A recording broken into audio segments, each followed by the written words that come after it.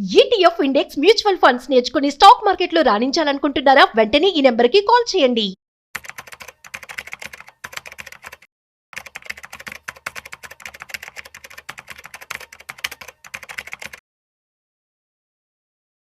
నమస్తే, welcome back to Suman TV. Present మనతో పాటు ఉన్నారు స్టాక్ మార్కెట్ అనలిస్ట్ సుందరరామరెడ్డి గారు.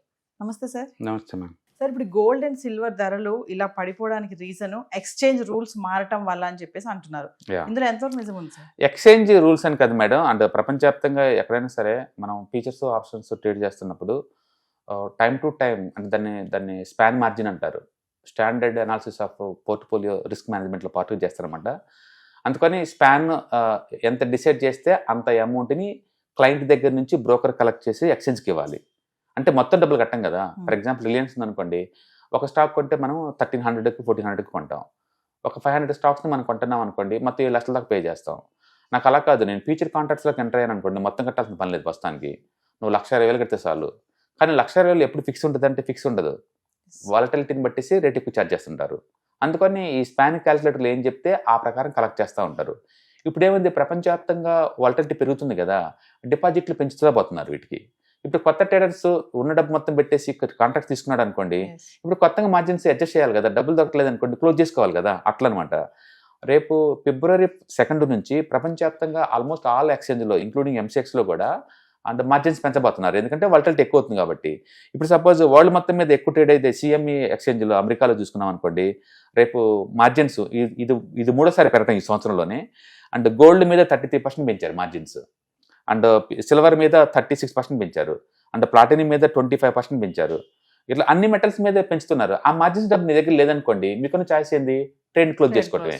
అట్లా ఎవరికి వాళ్ళే ట్రేడ్ క్లోజ్ చేసుకుంటున్నారు అనుకోండి, పట్టణం స్టార్ట్ అవుతుంది, డ్రాప్ అవుతుంది. అందుకని వరల్డ్ వైడ్గా ఫ్రైడే అవటం, ఈ ఫీచర్స్లో కట్టాల్సిన ప్రీమియం లేక అందరు క్లోజ్ చేయడం బినింది. అందుకని ఎక్స్చేంజ్ వాళ్ళు ఇలా చేయటం వల్ల ఆ వచ్చిన ప్రెజర్ అనమాట, మార్కెట్ అంతగా డ్రాప్ అవటం. ఒరిజినల్గా ETFs ఫిజికల్గా ఎవరు అంత ప్యానిక్ అవ్వరండి. ఇది because of the paper assets వల్ల వచ్చిన స్ట్రెస్ అనమాట ఇది.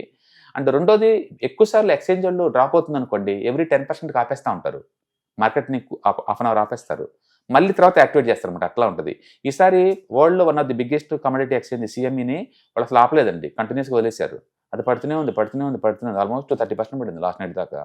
అందుకని ఈ ఎక్స్చేంజ్ వాళ్ళు వాళ్ళ రూల్స్ వల్ల, వాళ్ళు పెట్టిన ప్రెజర్ వల్ల, టూ మచ్ మార్కెట్ మూవ్ అవటం వల్ల వాలటిలిటీ పెరిగింది కాబట్టి, వాలటిలిటీ పెరగడం వల్ల స్పాన్ మార్జిన్ పెరిగింది కాబట్టి, అంత అమౌంట్ మెయింటైన్ చేయలేక అన్ని క్లోజ్ చేసుకుంటూ పోవటం వల్ల వచ్చిన ప్రెజర్ అనమాట ఇదంతా. దానివల్ల ఒకసారి కొలాప్స్ అయిపోయింది. అండ్ రెండోది, ప్రాఫిట్ బుకింగ్ ఆ లెవెల్లో మామూలుగానే ఉంటుంది. ఏదైనా సరే మొరలాబీ స్టోరీ ఏంటంటే, ఈ కాపర్ నుంచి ఈ సిల్వర్ నుంచి మనం తెలుసుకోవాల్సింది, ఎక్స్చేంజ్ వాళ్ళు టైం టు టైం ఈ పెంచడం వల్ల, డిపాజిట్లు పెంచడం వల్ల కొత్త స్ట్రెస్ వచ్చి మీద పడుతుంది ట్రేడర్స్కి. ఆ అమౌంట్ లేకపోతే క్లోజ్ చేస్తున్నారు. అంటే మనలో ఉన్న గ్రీడీ వల్ల అనవసరంగా కెపాసిటీ దాటి తీసుకోవటం వల్ల వచ్చిన సైడ్ ఎఫెక్ట్ అనమాట. కాబట్టి ఈ మార్కెట్ పడుతుంది అంటే పడటం వల్ల వచ్చిన రిస్క్ అన్నా కూడా లెవరేజ్ తీసుకోవటం వల్ల వచ్చిన రిస్క్ వల్ల ఇది అవుతుంది. అదే మన డబ్బు పెట్టి నా దగ్గర 1,00,000 ఉంది, 1,00,000 గోల్డ్ గురించి పక్కన పెట్టినాను అనుకోండి, పడితే నాకెందుకు, పెరిగితే నాకెందుకు, నేను అమ్మాలని డిసైడ్ అయినప్పుడు కదా నాకు ఈ లెక్కలన్నీ, అప్పుడు దాకా నేను ఉంచుకోవచ్చు కదా. సో ఈ ప్యానిక్ లేదు. బట్ నిన్న ఒకదాని నుంచి ఒకదానికి సంబంధం లేకుండా అన్ని, ఈవెన్ సిల్వర్, గోల్డ్, అది మెటల్ అయితే చాలండి, మెటల్ అయితే చాలు దారుణంగా. ఈవెన్ స్టాక్స్ కూడా వరల్డ్ వైడ్గా అంటే టూ మచ్గా పడ్డాయి. ఈవెన్ 2 days బ్యాక్ కూడా మైక్రోసాఫ్ట్ రిజల్ట్ ఎక్సలెంట్గా ఉన్నాయి. వాళ్ళ క్లౌడ్ కంప్యూటింగ్ అజూర్లో కొంచెం స్లో అయింది గ్రోత్ అని చెప్పేసి దాన్ని 12% డ్రాప్ చేశారు. ఆ ఒక్క స్టాక్తో ఆగకుండా SAPని 16% పడగొట్టారు, సర్వీస్ నౌని పడగొట్టారు. తీరా చూస్తే స్టాక్స్ అన్ని డ్రాప్ అవుతా పోతున్నాయి సింగిల్ డేకి. అంటే మార్కెట్లో సైకలాజికల్ ఫియర్స్ ఎక్కువ అవుతున్నాయి. ఒకటి డ్రాప్ అవుతే చాలు ఇంకా అన్ని దందనాన్ని డ్రాప్ అవుతున్నాయి అనమాట. ఈ మెటల్ నుంచి కూడా, ఈ సిల్వర్ నుంచి, గోల్డ్ నుంచి, మిగతా మెటల్స్ అన్ని కూడా నేను క్రాష్ అయిపోయినాయి. మొత్తం మీద 10 trillion పబ్లిక్ అంతా లాస్ అయిపోయారు. One of the worst day అనమాట హిస్టారికల్ డేటా చూసుకుంటే. సో ఎక్స్చేంజ్ రూల్స్ వల్ల, ఈ మాయాజాలం వల్ల ఇది అవుతుంది అనమాట. సో ఫర్దర్గా మరి మీ వెబినార్ క్లాసెస్ ఉన్నాయి, ఒకసారి వాటి గురించి అంటే ఏం చెప్పబోతున్నారు క్లాసెస్? ప్రతి వెబినార్లో కూడా మనం ETFs, index funds, mutual funds గురించి డిస్కస్ చేస్తామండి. ఈసారి వెబినార్స్లో కూడా అవే ఉంటాయి. అండ్ మొత్తం టోటల్ 6 hours ప్రోగ్రామ్ ఉంటుంది. And laptop or mobile, at least laptop ఉంటే ఏంటంటే మనం ప్రాక్టికల్గా డిఫరెంట్ స్కానర్స్ ఓపెన్ చేసుకొని అనాలిసిస్ చేసుకోవచ్చు అనమాట.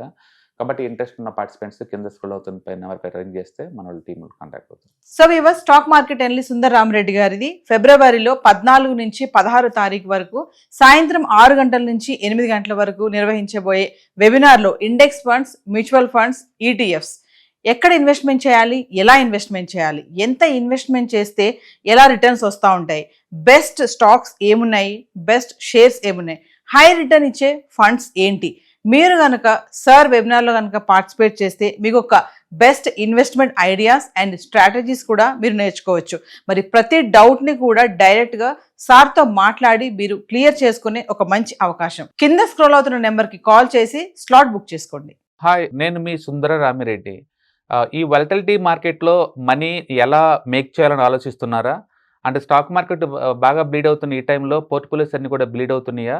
అండ్ ఈ వాలటిలిటీని ఎలా హ్యాండిల్ చేయాలి, లాంగ్ టర్మ్లో మంచి పోర్ట్ఫోలియో ఎలా బిల్డప్ చేయాలో ఆలోచిస్తున్నారా? అలాంటి వాళ్ళ కోసమే ఈ వెబినార్. రాబోయే ETFs, index funds and mutual funds వెబినార్లో పార్టిసిపేట్ చేయండి. మీ నాలెడ్జ్ పెంచుకొని రిస్క్ని మినిమైజ్ చేసుకోండి. స్టాక్ మార్కెట్లో ఉన్న ఇలాంటి వాలటిలిటీని ఎలా హ్యాండిల్ చేయాలో తెలుసుకోండి. Thank you.